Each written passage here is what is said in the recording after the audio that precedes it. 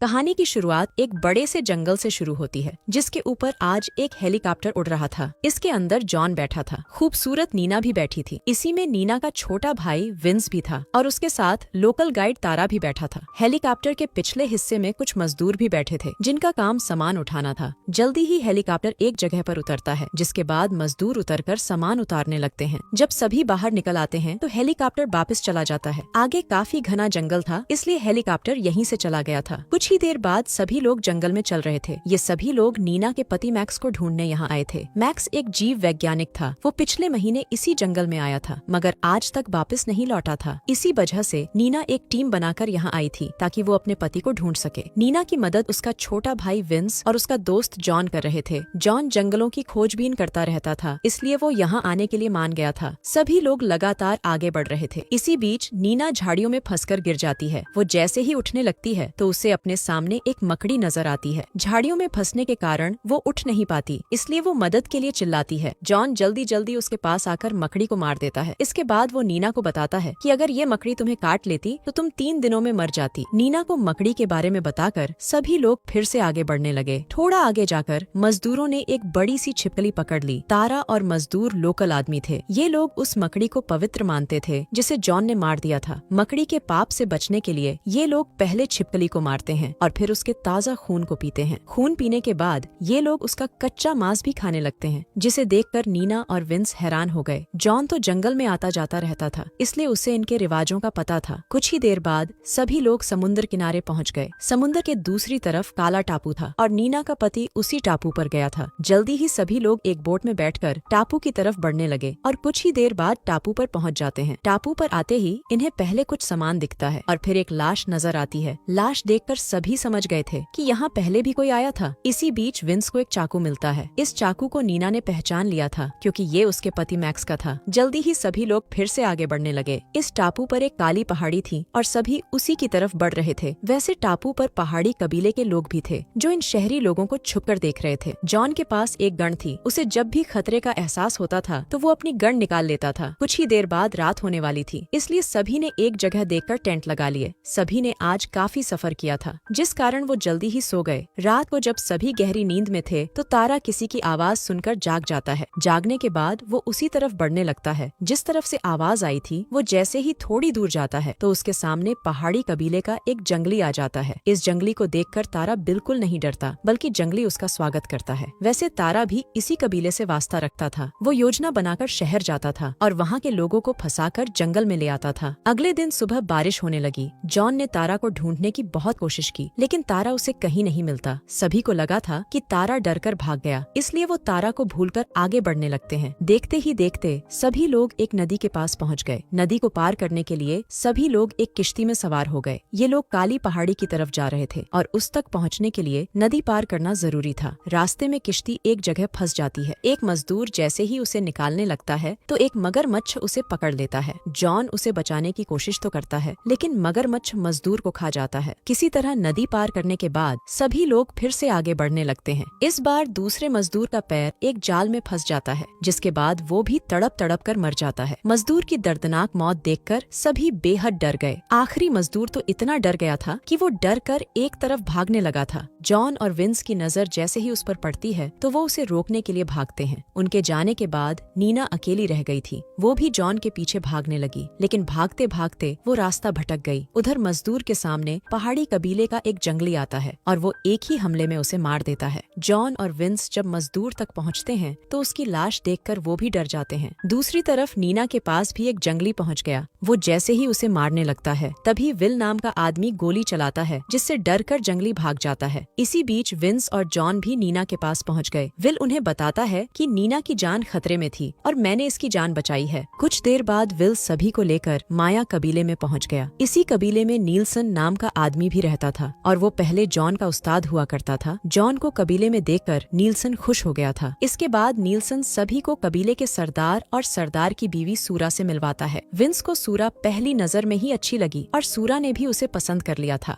Will Nielsen को बताता है कि नीना की की टीम भूखी प्यासी थी, इसलिए उन्हें यहाँ लाया गया। नीलसन सभी को विल के बारे में बताता है कि विल एक डॉक्टर है और वो उसके साथ ही यहाँ आया था। एक दूसरे को जानने के बाद सभी लोग खाना खाने लगे। नीलसन को बता दिया था कि नीना अपने पति को ढूंढने काली पहाड़ी में जाना चाहती है। नीलसन सभी को बताता है कि काली पहाड़ी के पास ही पहाड़ी कबीला रहता है। पहाड़ी कबीले वाले हवस के प्यासे और आदमखोर भी हैं, मगर नीना हर हाल में काली पहाड़ी जाना चाहती थी, इसलिए वो उनकी बातों पर ज्यादा ध्यान नहीं देती। कुछ देर बाद रात हो गई और कबीले में जश्न शुरू हो गया। ये जश्न नीना की टीम के स्वागत में मनाया जा रहा था। इसी बीच सूरा विंस के पास आती है और अपने कपड़े उतार कर उसका पानी निकालने लगती है। सूरा के पीछे पीछे सरदार भी विंस तक पहुंच गया। वो जब अपनी बीवी की गुफा में विंस का डंडा देखता है तो वो टूट जाता है। इसी बीच पहाड़ी कबीले के कुछ जंगली भी माया कबीले में आ गए थे। वो विंस को मारने के चक्कर में सूरा को मारकर भागते हैं। जॉन ने उन्हें भागते हुए देख लिया था, इसलिए वो उनके पीछे लग जाता है। जंगली भागने में काफी तेज थे, जिस कारण वो जॉन से काफी दूर निकल गए थे। जॉन की आंखें जंगलियों को तो नहीं देख पाती, लेकिन उसे सरदार की लाश नजर आ जाती है। सूरा ने सरदार को धोखा दिया था, इसलिए सरदार ने दुखी होकर अपनी जान दे दी थी। सरदार की लाश देखकर जॉन बुत सा बन गया और तभी एक नकाबपोश जंगली उसकी टांग पर हमला करता है। उससे पहले कि वो दूसरा हमला करता, जॉन गोलियां चलाकर उसे जान से मार देता है। जंगली की मौत के बाद जब जॉन उसका नकाब हटाता है तो नकाब के पीछे उसे तारा का चेहरा नजर आता है। जॉन समझ गया था कि तारा पहाड़ी कबीले से वास्ता रखता था और वो उन्हें धोखा दे रहा था। अगले दिन नीलसन गुस्से में आकर नीना, विंस और जॉन को बुरा भला कहने लगता है। वो उनसे कहता है कि सालों तुम लोग मनहूस हो। माया कबीले में आज तक किसी का कत्ल नहीं हुआ था, लेकिन तुम लोगों के आते ही यहाँ खून खराबा हो गया। नीलसन तीनों पर गुस्सा उतारकर उन्हें कबीले से निकाल देता है। थोड़ी देर बाद नीना की टीम काली पहाड़ी की तरफ बढ़ रही थी। विल ने माया कबीला छोड़कर नीना की मदद करने का फैसला कर लिया था, इसलिए वो नीना की टीम का हिस्सा बन गया था। ये लोग अब एक नदी को पार कर रहे थे। नदी को पार करने के बाद ये लोग पैदल ही चलने लगे। काली पहाड़ी एक झरने के ऊपर थी। उस तक पहुँचने के लिए ये लोग झरने पर चढ़ने लगे। सभी लोग धीरे धीरे ऊपर चढ़ ही रहे थे कि इसी बीच जॉन का पैर फिसल जाता है और वो नीचे गिरकर मारा जाता है। जॉन की मौत के बाद अब सिर्फ 3 ही लोग बचे थे और तीनों काली पहाड़ी की तरफ जा रहे थे। थोड़ी ही देर बाद तीनों काली पहाड़ी में पहुंच जाते हैं। पहाड़ी में आते ही विंस एक मशीन से कुछ ढूंढने लगा। जल्दी ही उसे और नीना को पता चल जाता है कि इस पहाड़ी में बहुत सारा सोना छुपा है। नीना यहाँ अपने पति को ढूंढने नहीं आई थी, बल्कि सोने के लिए आई थी। विल को जब नीना की सच्चाई पता चलती है तो वो बहुत हैरान होता है। नीना और विंस का काम हो चुका था, इसलिए उन्होंने विंस को मारने का फैसला कर लिया था। विंस जैसे ही उसे मारने की कोशिश करता है, तभी उस पर हमला होता है। ये हमला पहाड़ी कबीले के जंगलियों ने किया था, जिस कारण विंस मर चुका था। इन लोगों ने विल और नीना को घेर लिया था। जल्दी ही ये लोग विंस की लाश, नीना और विल को कैदी बनाकर अपने कबीले की तरफ बढ़ने लगे। कुछ ही देर बाद सभी कबीले में पहुंच गए। कबीले का सरदार नीना के पास आता है और फिर उसे एक तस्वीर दिखाता है। तस्वीर में नीना और उसका पति मैक्स थे। कबीले वालों ने मैक्स को अपना देवता बनाया था, मगर उसकी मौत के कारण वो अब नीना को अपनी देवी बनाना चाहते थे। ये लोग नीना को मैक्स की लाश भी दिखाते हैं। मैक्स बीमारी के कारण मरा था। नीना ने रिंग देखकर पहचान लिया था कि ये लाश उसके पति की ही है। कुछ देर बाद कबीले वाले विंस की लाश नोचने लगे। इन्होंने विल को बांध लिया था, जबकि नीना को देवी बनाने की तैयारी होने लगी थी। जल्दी ही नीना को तैयार कर सभी के सामने लाया जाता है। सरदार उसे विंस का दिल खाने को कहता है ताकि वो उनकी देवी बन सके। नीना उसकी बात मानकर अपने ही भाई का दिल खा जाती है। दिल खाते ही वो उस कबीले की देवी बन जाती है, जिसे लोग आदमखोर कबीला कहते थे। इस कबीले के लोग 2 ही काम करते थे। एक काम इंसानों का मांस खाना और दूसरा काम अपना पानी निकालना। नीना को देवी बनाकर ये लोग उसे लकड़ियों से बांध देते हैं ताकि उनकी देवी कहीं भाग ना जाए। कुछ देर बाद जब सभी जंगली सो रहे थे तो एक ठरकी जंगली नीना के पास आता है। वो नीना के हाथ पैर खोलता है। इसके बाद वो जैसे ही उसकी गुफा में डंडा डालने लगा तो नीना की चीखें सुनकर कई जंगली आ जाते हैं। वो पहले जंगली को पकड़ते हैं और फिर नीना को बांधते हैं। ठरकी जंगली को जब सरदार के पास लाया जाता है तो सरदार गुस्से में आकर उसका डंडा ही काट देता है। इसके बाद सरदार ठरकी जंगली को नीना के पास लाता है। वो नीना को एक हथियार देता है ताकि नीना उसे सजा दे सके, मगर नीना सरदार पर हमला कर उसे ही मार देती है। कबीले वाले नीना को तो मार नहीं सकते थे, इसलिए वो उसे नई जगह पर बांध देते हैं। थोड़ी देर बाद जब फिर से सभी सो गए तो एक छोटू विल के पास आकर उस पर छोटे छोटे हमले करने लगा। वो विल को परेशान करना चाहता था, मगर जब विल उस पर लात मारता है तो छोटू नीचे गिरकर मर जाता है। इसके साथ ही विल के हाथ छोटू का हथियार भी लग जाता है, जिसकी मदद से वो अपने आप को खोल लेता है। पूरा कबीला गहरी नींद में था। इसी का फायदा उठाकर विल नीना के पास आता है और उसके भी हाथ खोल देता है। कहानी के आखिर में दोनों किसी तरह काली पहाड़ी से भाग जाते हैं और दोनों की जान बच जाती है।